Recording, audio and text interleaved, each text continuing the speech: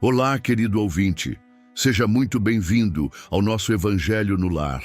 Que a paz e a luz do Cristo preencham nossos corações, trazendo serenidade e compreensão.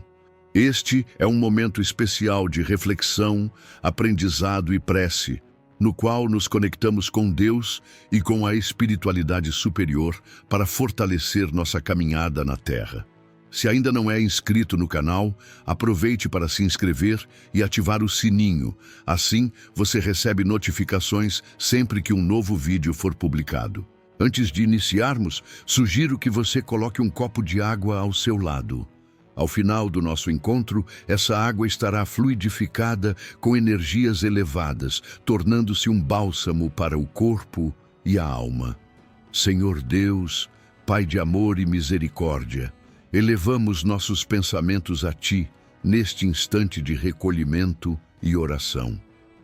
Pedimos que Sua luz envolva todos aqueles que enfrentam enfermidades, que estão internados, buscando a recuperação do corpo e do espírito.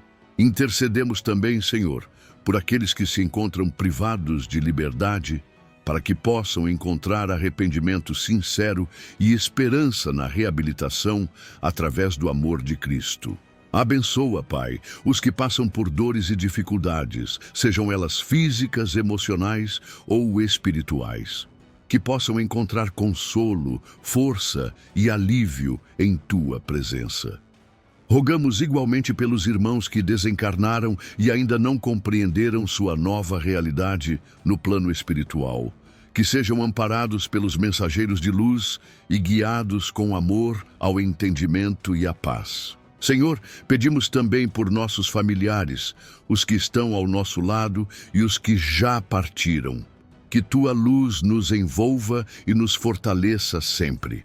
Agora, com humildade e fé, recitemos juntos a oração que Jesus nos ensinou. Pai nosso que estais nos céus, santificado seja o vosso nome. Venha a nós o vosso reino. Seja feita a vossa vontade, assim na terra como no céu. O pão nosso de cada dia nos dai hoje. Perdoai as nossas ofensas, assim como nós perdoamos a quem nos tem ofendido. E não nos deixeis cair em tentação, mas livrai-nos do mal. Assim seja.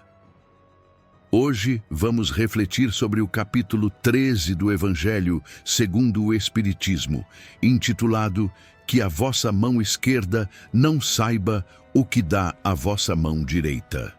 Tenham cuidado para não praticar as boas obras diante dos homens, para serem vistas, pois do contrário, não receberão recompensa de Pai que está nos céus.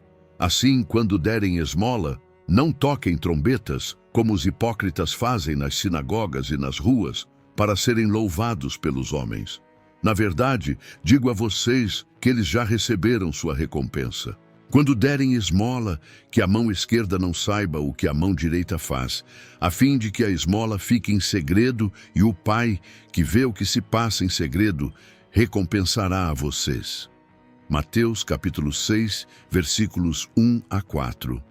Tendo Jesus descido do monte, grande multidão o seguiu. Ao mesmo tempo, um leproso veio ao seu encontro e o adorou, dizendo: Senhor, se quiser, poderá me curar. Jesus, estendendo a mão, o tocou e disse: Eu quero que fique curado. No mesmo instante, a lepra desapareceu. Disse-lhe então Jesus: Contenham-te de falar disto a quem quer que seja, mas vai se apresentar aos sacerdotes e oferece o dom prescrito por Moisés, a fim de que lhes sirva de prova. Mateus, capítulo 8, versículos 1 a 4. Há grande mérito em fazer o bem sem ostentação. Ainda mais meritório é ocultar a mão que dá. Constitui marca incontestável de grande superioridade moral, pois para encarar as coisas de mais alto do que o faz o vulgo, se torna necessário desprender-se da vida presente e se identificar com a vida futura. Numa palavra, colocar-se acima da humanidade para renunciar à satisfação que vem do testemunho dos homens e esperar a aprovação de Deus. Aquele que prefere a admiração dos homens à de Deus, prova que deposita mais fé nestes do que na divindade e que mais valor dá à vida presente do que à futura. Se diz o contrário, procede como se não cresce no que diz. Há muitos que só fazem doação na esperança de que a pessoa que receba irá clamar por toda a parte pelo benefício recebido. São tantos os que dão grandes somas em público e que, entretanto, as ocultas não dariam uma só moeda. Foi por isso que Jesus declarou: os que fazem o bem com vanglória já receberam sua recompensa. Com efeito, aquele que procura a sua própria glorificação na terra, pelo bem que pratica, já se pagou a si mesmo. Deus nada mais lhe deve. Só lhe resta receber a punição do seu orgulho. A mão esquerda não saber o que a mão direita dá é uma ilustração que caracteriza admiravelmente a beneficência modesta. Mas se há a modéstia real, também há a falsa modéstia, a simulação da modéstia. Há pessoas que ocultam a mão que dá, porém, tendo o cuidado de deixar aparecer um pedacinho, olhando em volta para verificar se alguém não o terá visto ocultá-la. Indigna paródia das máximas do Cristo. Se os benfeitores orgulhosos são depreciados entre os homens, que não será perante Deus? Também esses já receberam na terra sua recompensa. Foram vistos, estão satisfeitos por terem sido vistos. É tudo o que terão. E qual poderá ser a recompensa de quem faz pesar os seus benefícios sobre aquele que os recebe, que de certo modo lhe impõe testemunhos de reconhecimento, que lhe faz sentir a sua posição, exaltando o preço dos sacrifícios a que se dedica para beneficiá-lo? Para esse, nem mesmo a recompensa terrestre existe, pois ele se vê privado da grata satisfação de ouvir bendizer-lhe do nome, e é esse o primeiro castigo do seu orgulho. As lágrimas que seca por vaidade, em vez de subirem ao céu, recaíram sobre o coração do aflito e o magoam. Nenhum proveito lhe resulta do bem que praticou, pois que ele o deplora, e todo o benefício deplorado é moeda falsa e sem valor. A beneficência praticada sem alarde tem duplo mérito. Além de ser caridade material, é caridade moral, visto que reserva a timidez do beneficiado, faz-lhe aceitar o benefício sem que seu amor próprio se ressinta e salvaguardando-lhe a dignidade de homem. Pois aceitar um serviço é coisa bem diversa de receber uma esmola. Ora, pela maneira de prestá-lo, converter o serviço em esmola é humilhar aquele que o recebe, e, em humilhar a alguém, há sempre orgulho e maldade. A verdadeira caridade, ao contrário, é delicada e engenhosa em cobrir o benefício, em evitar até as simples aparências capazes de melindrar, dado que todo atrito moral aumenta o sofrimento que se origina da necessidade. Ela sabe encontrar palavras brandas e afáveis que colocam o beneficiado à vontade em presença do benfeitor, ao passo que a caridade orgulhosa o esmaga. A verdadeira generosidade adquire toda a elevação quando o benfeitor, invertendo os papéis, acha meios de figurar como beneficiado diante daquele a quem presta serviço. Eis o que significam estas palavras: que a mão esquerda não saiba o que a direita dá. Nas grandes calamidades, a caridade se emociona e observamos impulsos generosos no sentido de reparar os desastres. Mas, a par desses desastres gerais, há milhares de desastres particulares que passam despercebidos. Os dos que penam sobre um casebre sem se queixarem. Esses infortúnios discretos e ocultos são os que a verdadeira generosidade sabe descobrir, sem esperar que peçam assistência. Quem é esta mulher de ar distinto, de traje tão simples, embora bem cuidado, e que traz em sua companhia uma mocinha tão modestamente vestida? Entra numa casa de aparência miserável, onde sem dúvida é conhecida, pois que à entrada a saúdam respeitosamente. Aonde ela vai? Sobe até a pobre morada, onde mora uma mãe de família cercada de crianças. À sua chegada, flameja a alegria naqueles rostos emagrecidos. É que ela vai acalmar ali todas as dores. Traz o de que necessitam, condimentado de meigas e consoladoras palavras que fazem que os seus protegidos, que não são profissionais da pobreza, aceitem o benefício, sem corar. O pai está no hospital e, enquanto lá permanece, a mãe não consegue prover as necessidades da família com o seu trabalho. Graças à Boa Senhora, aquelas pobres crianças não mais sentirão frio, nem fome. Irão à escola agasalhadas e, para as menorzinhas, o leite não secará no seio que as amamenta. Se entre elas alguma adoece, não lhe repugnarão a ela, à boa dama, os cuidados materiais de que essa necessite. Dali, vai ao hospital levar ao pai algum reconforto e tranquilizá-lo sobre o destino da família. No canto da rua, uma carruagem à espera, verdadeiro armazém de tudo o que destina aos seus protegidos, que todos lhe recebem sucessivamente a visita. Não lhes pergunta qual a crença que professam, nem quais suas opiniões, pois considera como seus irmãos e filhos de Deus todos os homens. Terminado o seu giro, diz de si para consigo: comecei bem o meu dia. Qual o seu nome? Onde mora? Ninguém o sabe. Para os infelizes, é um nome que nada indica, mas é o anjo da consolação. À noite, um concerto de bênçãos se eleva em seu favor ao Pai Celestial. Católicos, judeus, protestantes, todos a bendizem. Por que tão singelo traje? Para não insultar a miséria com o seu luxo, porque se faz acompanhar da filha, para que ela aprenda como se deve praticar a beneficência. A mocinha também quer fazer a caridade. A mãe, porém, lhe diz: o que você pode dar, minha filha, quando nada tem de teu? Se eu te passar às mãos alguma coisa para que dê a alguém, qual será o teu mérito? Nesse caso, em realidade, serei eu quem faz a caridade. Que merecimento teria nisso? Não é justo. Quando visitamos os doentes, tu me ajuda a tratá-los. Ora, dispensar cuidados é dar alguma coisa. Não te parece bastante isso? Nada mais simples. Aprenda a fazer obras úteis e confeccionará roupas para essas criancinhas. Desse modo, dará alguma coisa que vem de ti. É assim que aquela mãe verdadeiramente cristã prepara a filha para a prática das virtudes que o Cristo ensinou. Ela é espírita, que importa.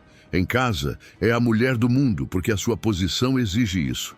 Porém, ignoram o que faz, porque ela não deseja outra aprovação além da de Deus e da sua consciência. Certo dia, no entanto, uma circunstância imprevista leva-lhe à casa uma de suas protegidas, que andava a vender trabalhos executados por suas mãos. Esta última, ao vê-la, reconheceu nela a sua benfeitora. Silêncio! Ordena-lhe a senhora. Não o diga a ninguém! Assim falava Jesus. Estando Jesus sentado de frente do cofre das ofertas, a observar de que modo o povo lançava ali o dinheiro, viu que muitas pessoas ricas o depositavam em abundância. Nisso, veio também uma pobre viúva que apenas deitou 2 pequenas moedas do valor de 10 centavos cada uma. Chamando então seus discípulos, disse-lhes: em verdade, eu digo que esta pobre viúva deu muito mais do que todos os que antes puseram suas dádivas no cofre. Por isso que todos os outros deram do que lhes sobra, ao passo que ela deu do que lhe faz falta. Deu mesmo tudo o que tinha para seu sustento. Marcos, capítulo 12, versículos 41 a 44. Lucas, capítulo 21, versículos 1 a 4. Muita gente lamenta não poder fazer todo o bem que deseja por falta de recursos suficientes. E se desejam possuir riquezas, dizem que é para lhes fazer bom uso. É sem dúvida louvável a intenção e pode até ser sincera em alguns. Contudo, será que é completamente desinteressada em todos? Não haverá quem, desejando fazer bem aos outros, muito estimaria poder começar por fazê-lo a si próprio, por proporcionar a si mesmo alguns prazeres mais, por usufruir de um pouco do supérfluo que lhe falta, pronto a dar aos pobres o resto. Esta segunda intenção, que esses tais porventura disfarçam aos seus próprios olhos, mas que se lhes depararia no fundo dos seus corações, se eles os indagassem, anula o mérito do intento, visto que, com a verdadeira caridade, o homem pensa nos outros antes de pensar em si.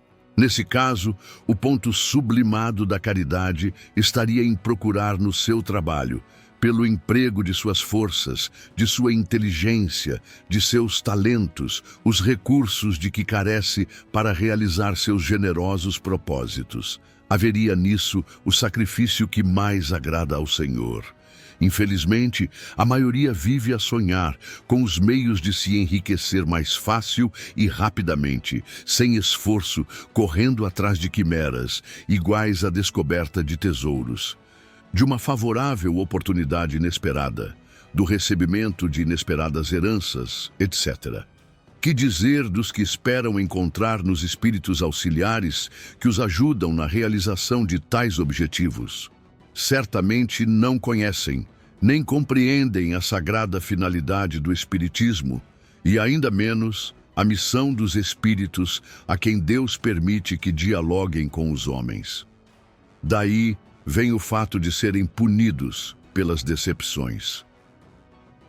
Aqueles que têm a intenção livre de qualquer ideia pessoal devem consolar-se da impossibilidade em que se veem de fazer todo o bem que desejariam, lembrando-se de que a esmola do pobre, daquele que dá privando-se do necessário, pesa mais na balança de Deus do que o ouro do rico que dá sem se privar de coisa alguma.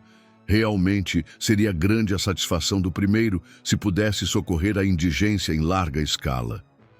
Mas se essa satisfação lhe é negada, contenta-se e se limite a fazer o que possa. Aliás, será só com o dinheiro que se podem secar lágrimas e deve-se ficar inativo, já que não se tenha dinheiro? Todo aquele que sinceramente deseja ser útil a seus irmãos, encontrará 1000 ocasiões de realizar o seu desejo. Procure-as e elas se lhe depararão. Se não for de um modo, será de outro, porque não há ninguém que, no pleno gozo de suas faculdades, não possa prestar um serviço qualquer, dar um consolo, minorar um sofrimento físico ou moral, fazer um esforço útil. Mesmo sem dinheiro, todos não dispõem do seu trabalho, do seu tempo, do seu repouso, para de tudo isso dar uma parte ao próximo. Também aí está a dádiva do pobre, o óbolo da viúva.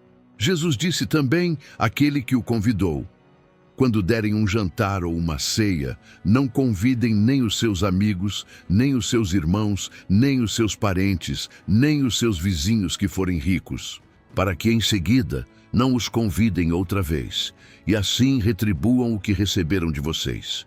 Quando derem uma festa, convidem para ela os pobres, os estropiados, os coxos e os cegos, e serão felizes por eles não terem meios de retribuí-los, pois isso será retribuído na ressurreição dos justos. Um dos que se achavam à mesa, ouvindo essas palavras, disse-lhe: feliz daquele que comer do pão no reino de Deus. Lucas, capítulo 14, versículos 12 a 15.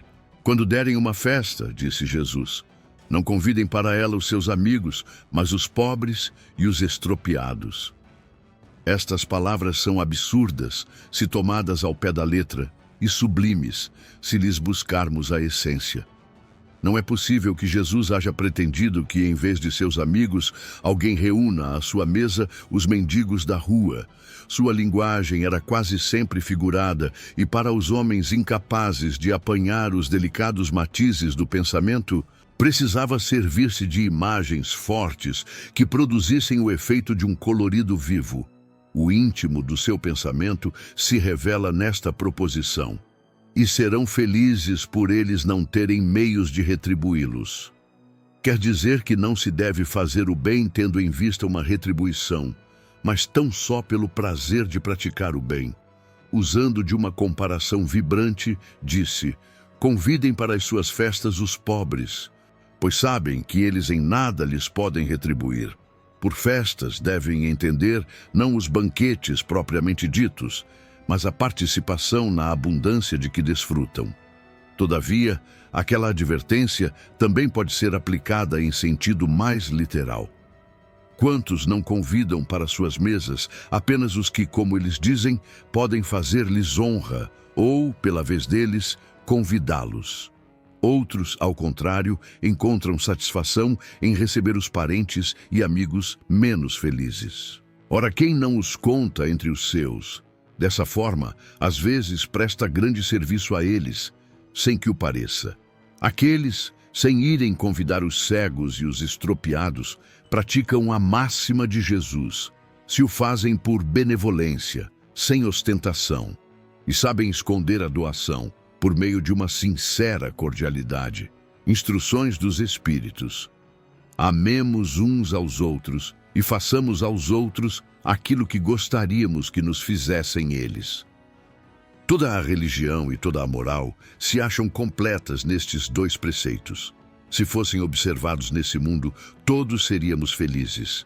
Não mais haveria aí nem ódios, nem ressentimentos. Direi ainda, não mais pobreza, pois, do supérfluo da mesa de cada rico, muitos pobres se alimentariam e não mais veriam pobres mulheres arrastando consigo miseráveis crianças a quem tudo faltava, nos quarteirões sombrios onde habitei durante a minha última encarnação. Ricos, pensem nisto um pouco. Auxiliem os infelizes o melhor que puderem. Compartilhem, para que um dia Deus lhes retribua o bem que tiverem feito, para que, ao saírem do seu corpo terreno, tenham um cortejo de espíritos agradecidos a receber vocês na entrada de um mundo mais ditoso. Se pudessem saber da alegria que experimentei ao encontrar no além aqueles a quem me foi dado servir na minha última existência. Portanto, amem o seu próximo. Amem o outro como a si mesmos, pois já sabem agora que, rebatendo um desgraçado, quem sabe, estarão afastando de vocês um irmão, um pai, um amigo de outros tempos. Se assim for, que desespero sentirão ao reconhecê-lo no mundo dos espíritos. Desejo que compreendam bem o que seja a caridade moral, que todos podem praticar, que nada custa materialmente falando, porém, que é a mais difícil de executar. A caridade moral consiste em as criaturas se suportarem umas às outras e é o que menos vocês fazem nesse mundo inferior, onde se acham encarnados agora. Creiam, há grande mérito em um homem saber se calar, deixando que o outro mais tolo do que ele fale. Isso é um gênero de caridade. Saber ser surdo quando uma palavra zombeteira se escapa de uma boca habituada a zombar. Não ver o sorriso de desprezo com que são recebidos por pessoas que muitas vezes erradamente se acham acima de vocês, quando na vida espírita, a única real, normalmente estão muito abaixo. É merecimento. Não do ponto de vista da humildade, mas do da caridade, pois não dar atenção ao mau procedimento de alguém é caridade moral. No entanto, essa caridade não deve opor-se à outra. Porém, tenham cuidado principalmente em não tratar com desprezo o seu semelhante. Lembrem-se de tudo o que já foi dito. Tenham consciência sempre de que, repelindo um pobre, talvez rejeitem um espírito que foi querido por vocês e que no momento se encontra em posição inferior à sua. Encontrem aqui um dos pobres da terra, a quem por felicidade eu poderia auxiliar algumas vezes, e ao qual, a meu turno, tenho agora de implorar auxílio. Lembrem-se de que Jesus disse que todos somos irmãos, e pensem sempre nisso antes de repelirem o leproso ou o mendigo. Adeus, pensem nos que sofrem e orem. Meus amigos, tenho ouvido dizer de muitos entre vocês: como hei de fazer caridade, se muitas vezes nem mesmo disponho do necessário? Amigos, de 1000 maneiras se faz a caridade. Podem fazê-la por pensamentos, por palavras e por ações. Por pensamentos, orando pelos pobres abandonados, que morreram sem se acharem sequer em condições de ver a luz. Uma prece feita de coração os alivia. Por palavras, dando alguns bons conselhos aos companheiros de todos os dias, dizendo aos que o desespero e as necessidades azedaram o ânimo e levaram a blasfemar do nome do Altíssimo. Eu era como vocês são agora. Sofria, sentia-me desgraçado, mas acreditei no Espiritismo. E vejam agora, sou feliz. Aos velhos que lhes disserem, é inútil, estou no fim da minha jornada, morrerei como vivi, digam, Deus usa de justiça igual para com todos nós. Lembrem-se dos trabalhadores da última hora. As crianças já viciadas pelas companhias de que se cercaram e que vão pelo mundo, prestes a cair nas más tentações, digam, Deus os vê, meus caros pequenos, e não se cansem de lhes repetir essas afáveis palavras. Elas acabarão por lhes desabrochar nas inteligências infantis e, em vez de vagabundos, farão deles homens. Também isso é caridade. Dizem outros dentre vocês, ora, somos tão numerosos na terra que Deus não pode ver a nós todos. Escutem bem isto, meus amigos. Quando estão no topo da montanha, não alcançam com o olhar os bilhões de grãos de areia que a cobrem? Pois bem, do mesmo modo, Deus enxerga a todos. Ele os deixa usar do livre-arbítrio, como vocês deixam que esses grãos de areia se movam pela força do vento que os varre. Apenas Deus, em sua misericórdia infinita, colocou no fundo do coração de vocês uma sentinela vigilante que se chama consciência. Escutem-na, que somente bons conselhos ela lhes dará. Às vezes, vocês conseguem entorpecê-la, opondo-lhe o espírito do mal, e ela então se cala. Mas fiquem certos de que a pobre escorraçada se fará ouvir, logo que lhe deixarem se aperceber da sombra do remorso. Ouçam e a interroguem, e com frequência se acharão consolados com o conselho que receberem dela.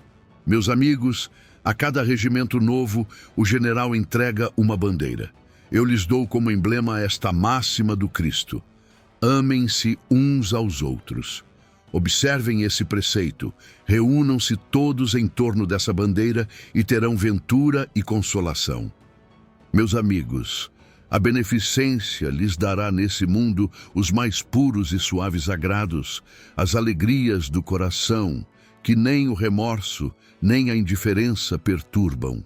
Oh, se pudessem compreender tudo o que de grande e de agradável a generosidade das almas belas contém, sentimento que faz que a criatura olhe as outras como olha a si mesma e se dispa, jubilosa, para vestir o seu irmão. Se pudessem ter, meus amigos, por única ocupação, tornar os outros felizes. Quantas festas mundanas que poderão comparar com as que celebram quando, como representantes da divindade, levam a alegria a essas famílias que da vida apenas conhecem as dificuldades e as amarguras, quando veem nelas os semblantes abatidos refulgirem subitamente de esperança, porque necessitados de pão, os desgraçados ouviam seus filhinhos que não sabem que viver é sofrer, gritando repetidamente a chorar estas palavras, que como um punhal agudo se lhes enterravam nos corações maternos: estou com fome. Ó, compreendam como são deliciosas as impressões que recebe aquele que vê renascer a alegria, onde um momento antes só havia desespero. Compreendam as obrigações que vocês têm para com os seus irmãos. Vão ao encontro do infortúnio. Vão a socorro, sobretudo, das misérias ocultas, por serem as mais dolorosas. Vão, meus bem-amados, e tenham em mente estas palavras do Salvador. Quando vestirem a um destes pequeninos, lembrem-se de que é a mim que o fazem. Caridade, sublime palavra que sintetiza todas as virtudes. És tu que hás de conduzir os povos à felicidade.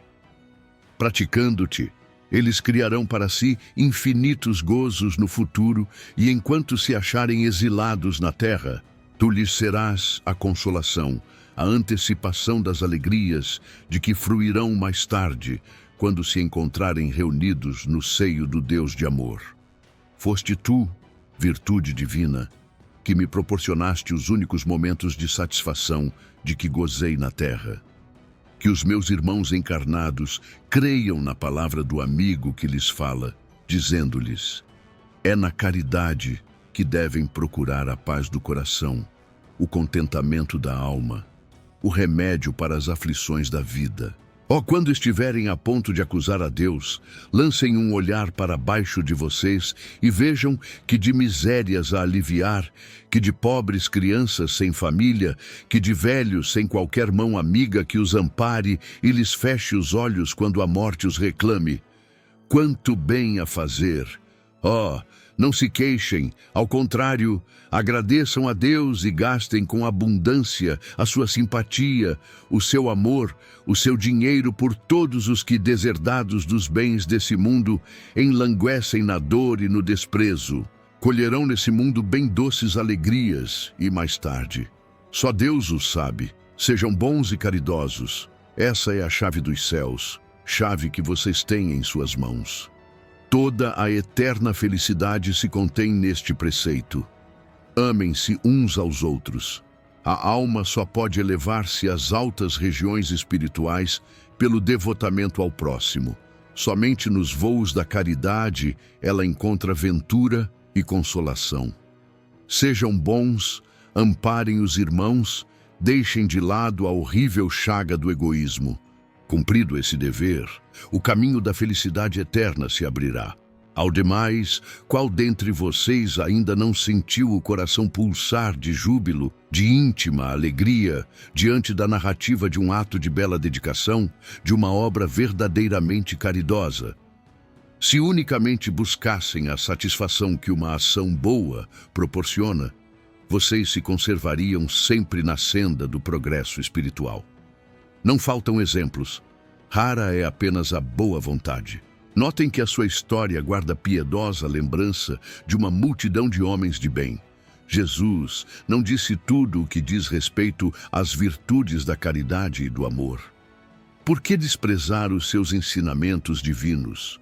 Por que fechar o ouvido às suas divinas palavras e fechar o coração a todos os seus bondosos preceitos? Quisera eu que dispensassem mais interesse e mais fé às leituras evangélicas. Porém, desprezam esse livro, considerando-o repositório de palavras ocas, uma carta fechada. Deixam no esquecimento esse código admirável. Seus males vêm todos do abandono voluntário a que dedicam esse resumo das leis divinas. Leiam as páginas cintilantes do devotamento de Jesus e meditem sobre elas. Homens fortes, armem-se. Homens fracos, façam da sua brandura, da sua fé, as suas armas. Sejam mais convincentes, mais constantes na propagação da sua nova doutrina. Apenas encorajamento é o que lhes vimos dar. Apenas para lhes estimularmos o zelo e as virtudes é que Deus permite nos manifestemos a vocês outros. Mas, se cada um o quisesse, bastaria a sua própria vontade e a ajuda de Deus. As manifestações espíritas unicamente se produzem para os de olhos fechados e corações indóceis. A caridade é a virtude fundamental sobre que há de repousar todo o edifício das virtudes terrenas. Sem ela, não existem as outras. Sem a caridade, não há esperar melhor sorte, não há interesse moral que nos guie. Sem a caridade, não há fé, pois a fé não é mais do que pura luminosidade que torna brilhante uma alma caridosa. Em todos os mundos, a caridade é a eterna âncora de salvação. É a mais pura emanação do próprio Criador. É a sua própria virtude dada por Ele à criatura. Como desprezar essa bondade suprema? Qual o coração, ciente disso, bastante perverso para reprimir em si e expulsar esse sentimento todo divino? Qual o filho bastante mau para se rebelar contra essa doce carícia? A caridade, não ouso falar do que fiz, porque também os espíritos têm o pudor de suas obras. Entretanto, considero a que iniciei como uma das que mais hão de contribuir para o alívio dos seus semelhantes. Vejo com frequência os espíritos a pedirem lhes seja dado por missão continuar a minha tarefa. Vejo-os, minhas bondosas e queridas irmãs, no piedoso e divino ministério.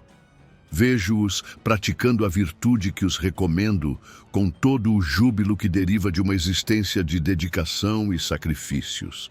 Imensa felicidade é a minha por ver quanto lhes honra o caráter, como é estimada e protegida a missão que desempenham. Homens de bem, de boa e firme vontade, unam-se para continuar amplamente a obra de propagação da caridade. No exercício mesmo dessa virtude, encontrarão a recompensa. Não há alegria espiritual que ela não proporcione já na vida presente. Sejam unidos, amem-se uns aos outros segundo os preceitos do Cristo. Assim seja. Chamo-me caridade. Sigo o caminho principal que conduz a Deus. Acompanhem-me, pois conheço a meta a que todos devem ter em vista.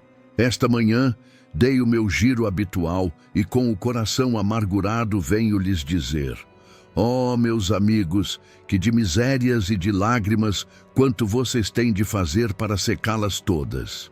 Em vão, procurei consolar algumas pobres mães, dizendo-lhes ao ouvido: coragem, há corações bons que velam por vocês, não serão abandonadas, paciência. Deus lá está, vocês são amadas por Ele, vocês são suas eleitas. Elas pareciam me ouvir e voltavam para o meu lado, os olhos arregalados de espanto. Eu lia no semblante delas que seus corpos, opressores do espírito, tinham fome, e que, se é certo que minhas palavras lhes serenavam um pouco os corações, não lhes reconfortavam os estômagos.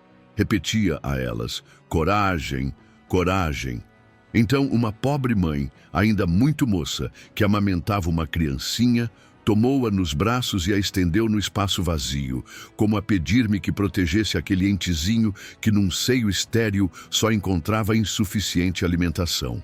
A mais adiante, meus amigos, vi pobres velhos sem trabalho e, como consequência, sem abrigo, presas de todos os sofrimentos da penúria, e envergonhados de sua miséria, eles que nunca mendigaram, nem ousaram implorar a piedade dos transeuntes.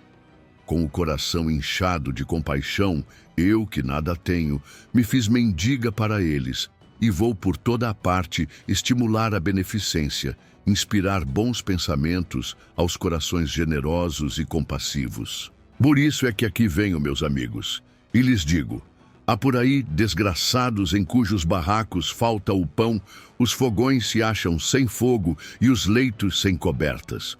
Não digo o que vocês devem fazer, deixo aos seus bons corações a iniciativa. Se eu lhes ditasse o proceder, a boa ação de vocês não traria nenhum mérito. Digo-lhes apenas: sou a caridade e os estendo as mãos pelos seus irmãos que sofrem. Mas se peço, também dou e dou muito. Convido-os para um grande banquete e forneço a árvore onde todos se saciarão. Vejam quanto é bela, como está carregada de flores e de frutos.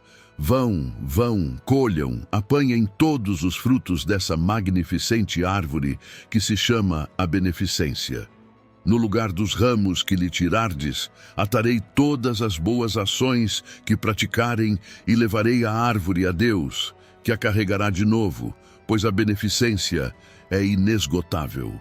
Venham comigo, pois, meus amigos, a fim de que eu conte vocês entre os que se alistam sob a minha bandeira. Nada temam, eu os conduzirei pelo caminho da salvação. Há várias maneiras de fazer caridade que muitos dentre vocês confundem com a esmola.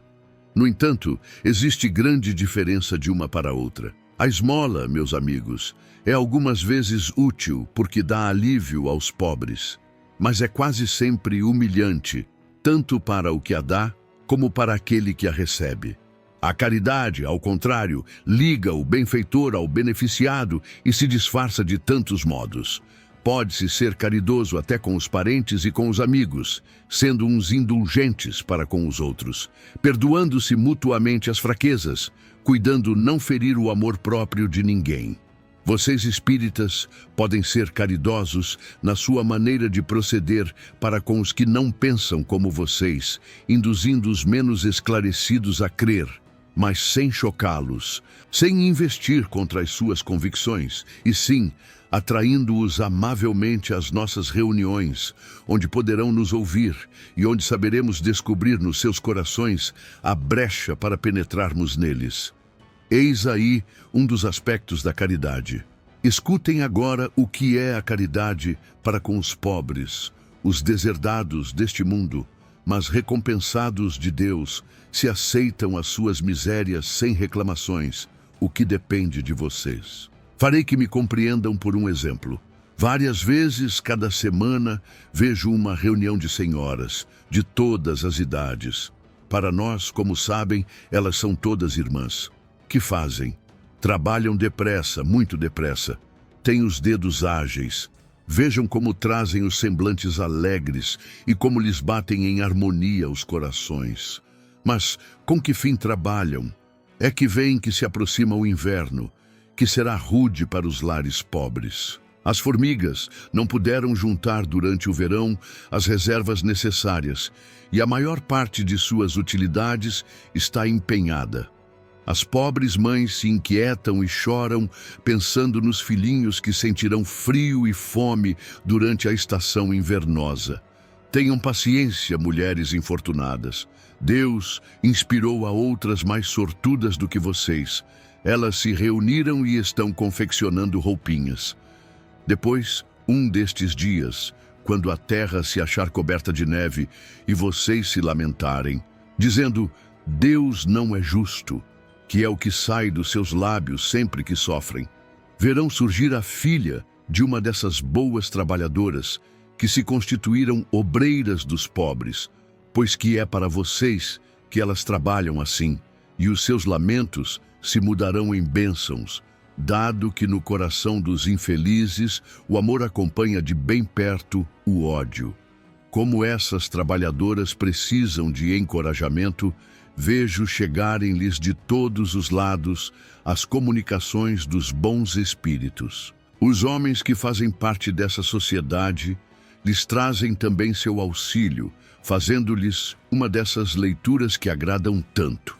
E nós, para recompensarmos o zelo de todos e de cada um em particular, prometemos às trabalhadoras laboriosas uma boa clientela, que lhes pagará à vista em bênçãos única moeda que tem valor no céu, garantindo-lhes, além disso, sem receio de errar, que essa moeda não lhes faltará. Meus caros amigos, todos os dias ouço entre vocês dizerem: sou pobre, não posso fazer a caridade. E todos os dias vejo que faltam com a indulgência aos semelhantes. Nada lhes perdoam e os cobrem de sentenças muitas vezes severas, sem quererem saber se ficariam satisfeitos que do mesmo modo procedessem com vocês. A indulgência também não é caridade? Vocês que apenas podem fazer a caridade praticando a indulgência, façam-na assim, mas façam-na largamente. A respeito da caridade material, vou lhes contar uma história do outro mundo. 2 homens acabavam de morrer. Então Deus disse: enquanto esses 2 homens viverem, as boas ações de cada um deles serão colocadas em sacos diferentes, para que por ocasião de sua morte sejam pesadas. Quando ambos chegaram aos últimos momentos, Deus mandou que lhe trouxessem os 2 sacos. Um estava cheio, volumoso, atochado, e nele ressoava o metal que o enchia. O outro era pequenino e tão vazio que se podiam contar as moedas que continha. Este o meu, disse um, reconheço-o, fui rico e dei muito. Este o meu, disse o outro, sempre fui pobre, quase nada tinha para repartir. Mas que surpresa! Postos na balança os 2 sacos, o mais volumoso se revelou leve, mostrando-se pesado o outro, tanto que fez se elevasse muito o primeiro no prato da balança. Então Deus disse ao rico: é certo que fez muita doação, mas deu por ostentação, e para que o teu nome figurasse em todos os templos do orgulho, e ao demais, dando, de nada se privou. Vai para a esquerda e fique satisfeito com as tuas esmolas serem contadas por qualquer coisa. Depois disse ao pobre: doou pouco, meu amigo, mas cada uma das moedas que estão nesta balança representa uma privação que impôs a ti mesmo. Não doou esmolas, e sim praticou a caridade, e o que vale muito mais, fez a caridade naturalmente, sem cogitar de que te fosse levada em conta. Foi indulgente. Não te fez juiz do teu semelhante. Ao contrário, ignorou todas as suas ações. Passa à direita e vai receber a tua recompensa. A mulher rica, venturosa, que não precisa empregar o tempo nos trabalhos de sua casa, não poderá consagrar algumas horas a trabalhos úteis aos seus semelhantes? Com o que lhe sobre dos prazeres, compre agasalhos para o desgraçado que treme de frio. Confeccione com suas mãos delicadas roupas grosseiras, mas quentes. Auxilie uma mãe a cobrir o filho que vai nascer. Se por isso seu filho ficar com algumas rendas de menos, o do pobre terá mais com que se aqueça. Trabalhar para os pobres é trabalhar na vinha do Senhor. E você, pobre operária, que não tem luxo, mas que vive cheia de amor aos teus irmãos, também quer dar do pouco com que contas. Dá algumas horas do teu dia, do teu tempo, único tesouro que possui. Faça alguns desses trabalhos elegantes que atentam os felizes. Vende o produto dos teus serões e poderá igualmente oferecer aos teus irmãos a tua parte de auxílios. Talvez terá algumas fitas de menos, porém dará calçado a um que anda descalço. E vocês, mulheres que se dedicaram a Deus, trabalhem também na obra dele. Mas que os seus trabalhos não sejam unicamente para adornar as suas capelas, para chamar a atenção sobre a sua habilidade e paciência.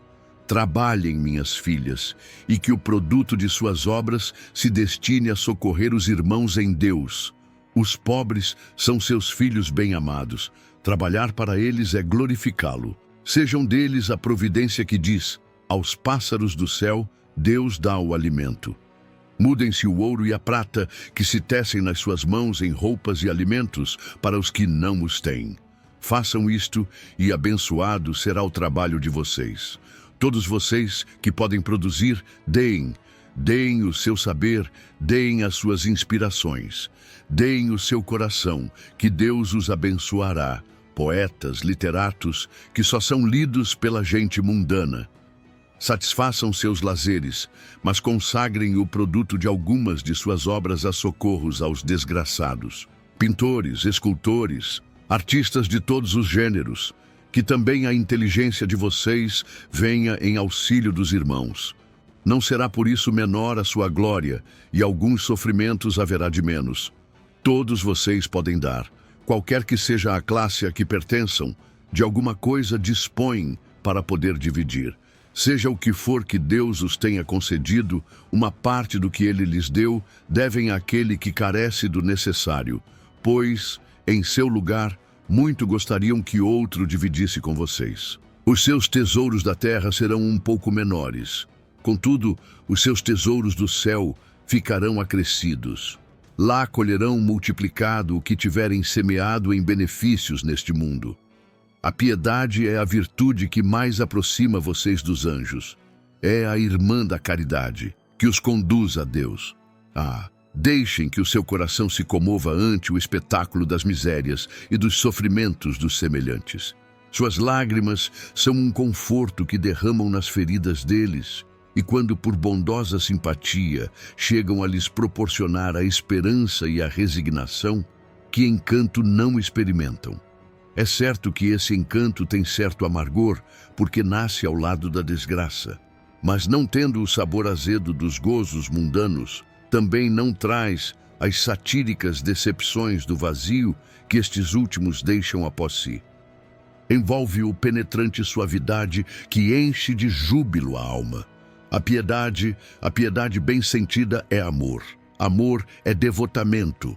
Devotamento é o esquecimento de si mesmo, e esse desprendimento, essa abnegação em favor dos desgraçados, é a virtude por excelência. a que em toda a sua vida o divino Messias praticou e ensinou na sua doutrina tão santa e tão sublime.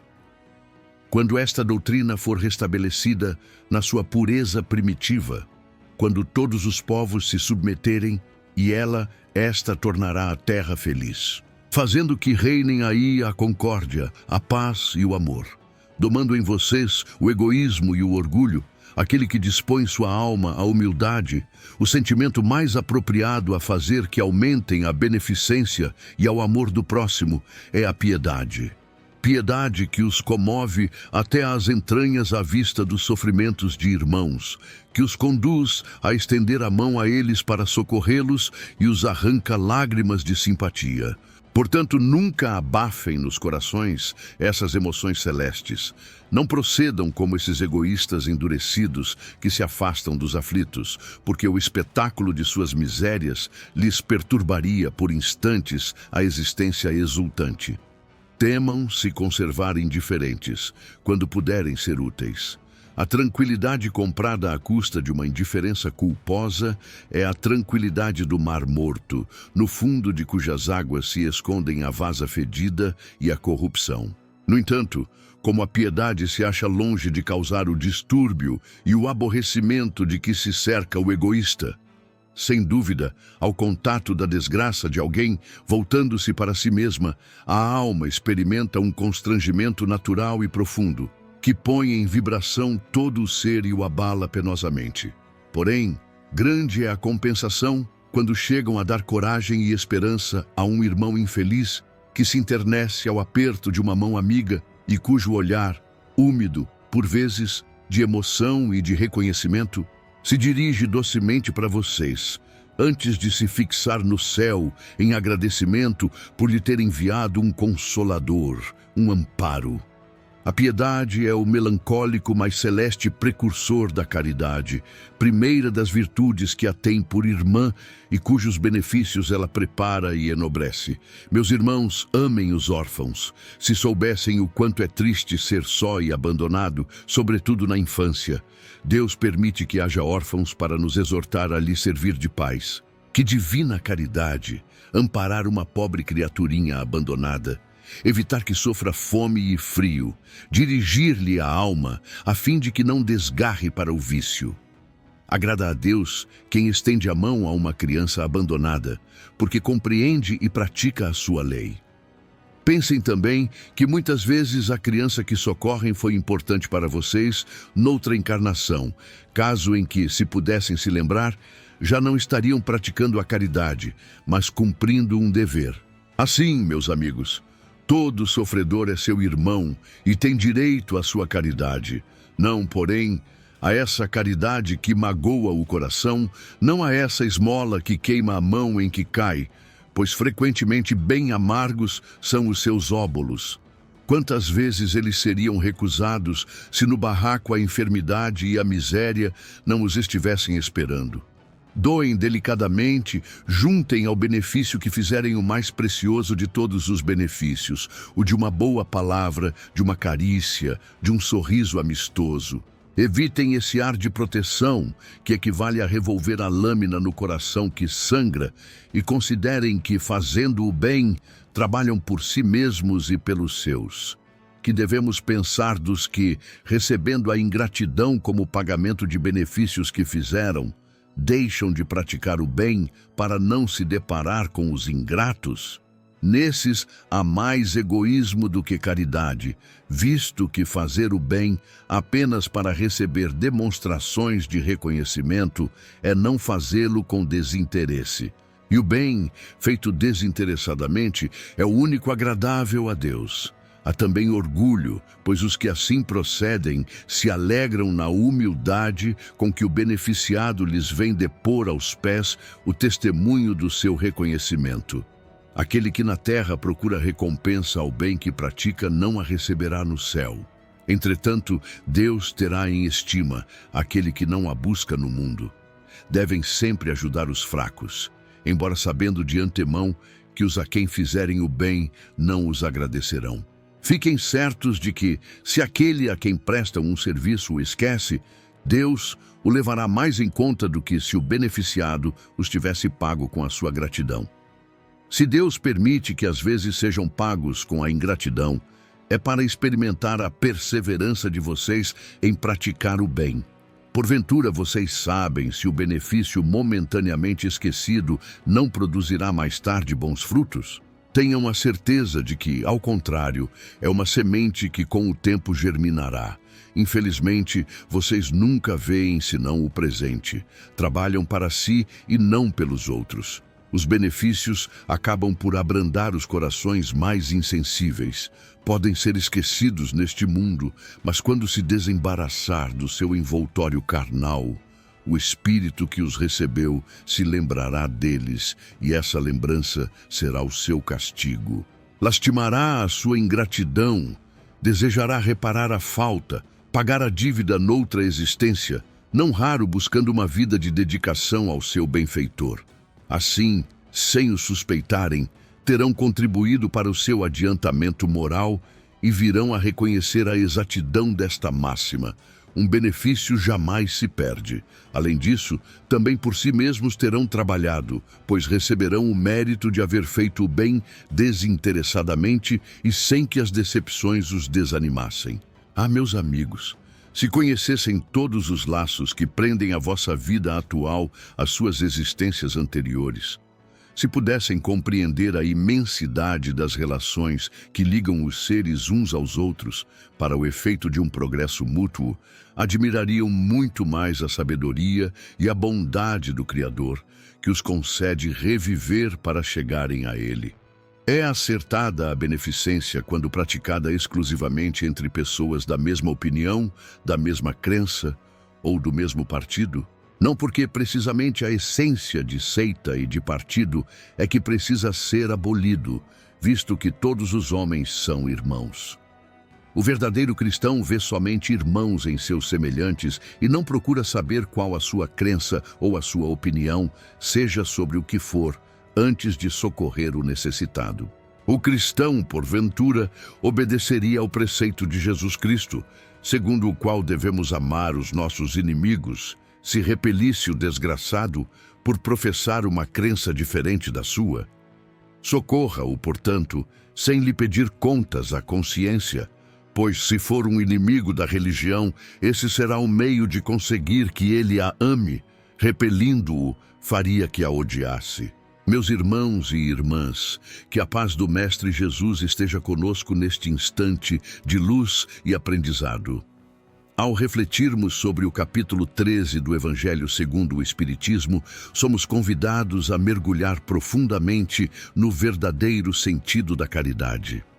Não aquela que se mostra aos olhos do mundo buscando aplausos, mas a que brota do coração silencioso, que age pelo amor e não pela vaidade.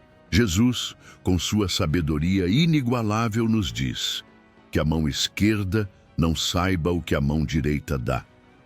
Que ensinamento poderoso! Ele nos lembra que a verdadeira beneficência não precisa de testemunhas. O bem, quando é puro, não precisa ser anunciado. Quando fazemos o bem buscando reconhecimento, já recebemos a nossa recompensa, o elogio momentâneo. Mas quando fazemos em segredo, guiados apenas pela compaixão, tocamos o coração de Deus. A caridade ostentosa humilha o outro, faz pesar o favor, constrange. Já a caridade silenciosa consola, ergue, preserva a dignidade. Essa é a caridade que se alinha com o Evangelho, que constrói no íntimo do ser a verdadeira reforma moral. Quantas vezes passamos ao lado de alguém que sofre em silêncio, escondido nas sombras da necessidade? A verdadeira caridade é aquela que descobre esses sofrimentos ocultos e age sem esperar gratidão.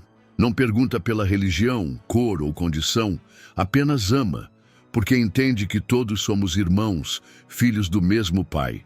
Lembremos também que a caridade não se limita ao pão ou à moeda, um gesto, um abraço, um ouvido atento, uma palavra de consolo, tudo isso é caridade. E quando feito com humildade e amor, se torna semente de luz em nossa alma imortal. Sigamos então o exemplo do Cristo. Fazer o bem sem olhar a quem e sem precisar que o mundo saiba disso. Vamos encerrar esse Evangelho do Lar com a seguinte oração.